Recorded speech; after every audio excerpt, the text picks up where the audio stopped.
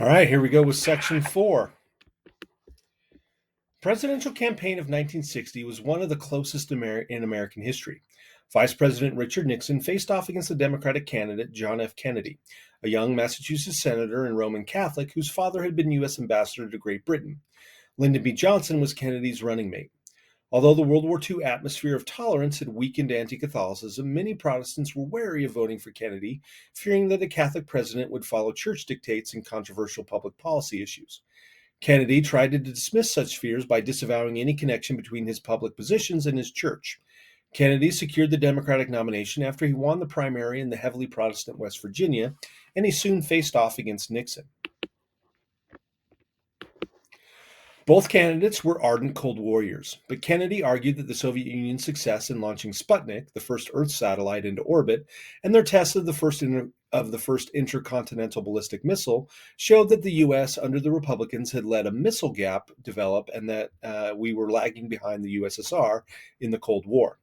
Both Kennedy and Nixon knew that the U.S. military and economic capacity was far greater than the Soviets, but Kennedy's criticisms convinced many Americans that new leadership was needed. Kennedy's stylish wife, Jacqueline, also charmed many Americans who seemed to want a young and energetic first family. In the first ever televised presidential debate, the handsome Kennedy bested Nixon, who had a cold and seemed tired and nervous. Those who listened on the radio thought Nixon had won the debate, but for those who watched it on TV, image counted for more than substance, and Kennedy won the election, but by a very narrow margin.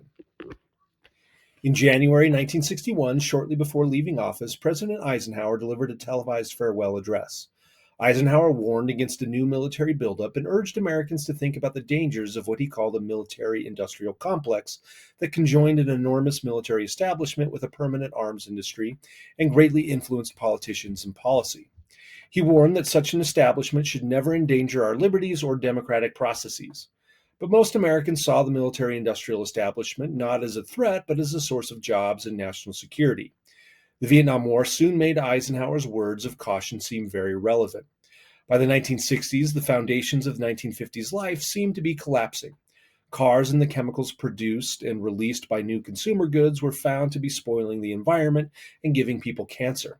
Housewives rebelled against their roles given them in the suburban family, and blacks became impatient with the slow pace of racial progress. The 1960s had arrived. So that's the end of that section. We'll be back for the next chapter.